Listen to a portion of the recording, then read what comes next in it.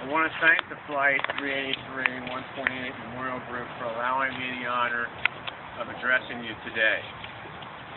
As we gather today, many people have many different memories of the events November 20th, 1967, and how they touched their lives.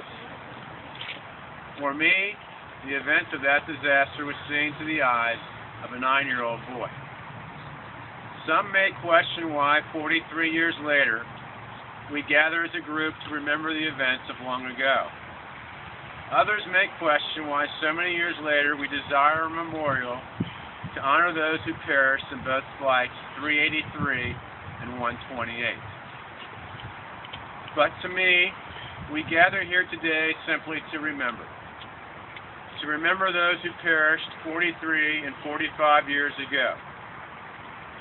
In preparing this speech, I came across some remarks that Abraham Lincoln made regarding his thoughts on immortality. He summed up his thoughts on immortality by stating that the lives we lead, the lives we touch, the impact we have on others and the world around us, all the memories we create throughout our lives, all form the fabric of life remembered. Immortality, according to Lincoln, is embodied in the fabric and the texture of those remembrances in others, and that our spirit lives on in those who remember us. My purpose for sharing this philosophy with you today is simply to emphasize the power and the importance of remembering. We gather here today to remember. To remember those who perished and their lives ended suddenly 43 and 45 years ago. In remembering, we honor the memory of those who perished, and we pay them our highest tribute.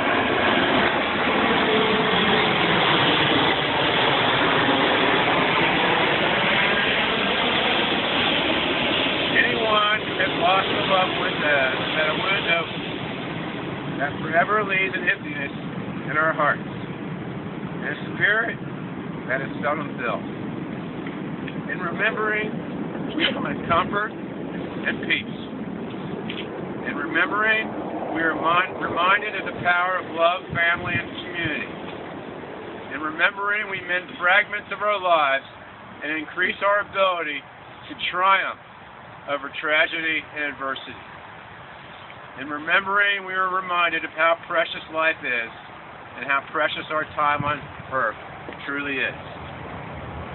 In remembering, we affirm the meaning of our lives and the courage to go on, to review and rededicate ourselves to making our time on earth count.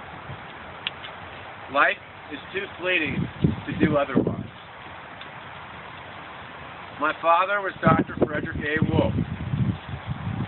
He was only 45 years old at the time of the crash in 1967. He was survived by his wife, 5 children, his mother, and 2 siblings, and many friends. My parents were returning from California after visiting my father's family, but never made it home. My father joined the Army during World War II as a medic. He used the funds from the GI Bill and from selling fuller brushes to pay his way through medical school. His hard work allowed him to open up his own medical clinic in the Queensgate area of Cincinnati. From all accounts, he was an extremely successful, hard-working, and caring doctor who spent much of his time attending to the needs of others. But to me, a 9-year-old boy, he was my dad.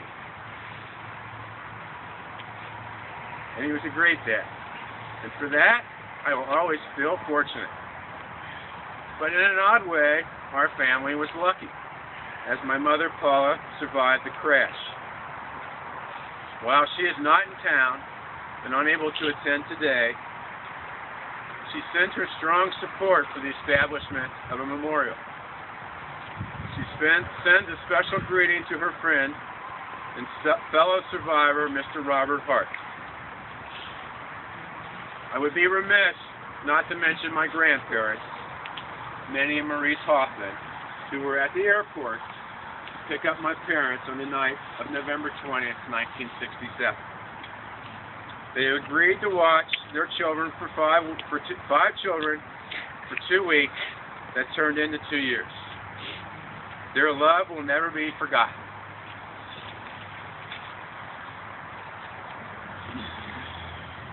For far too many years, I lit a candle every November 20th that burns for 24 hours in memory of my father. Today I was honored to light my candle in memory of all who lost their lives in the flights 383 and 128.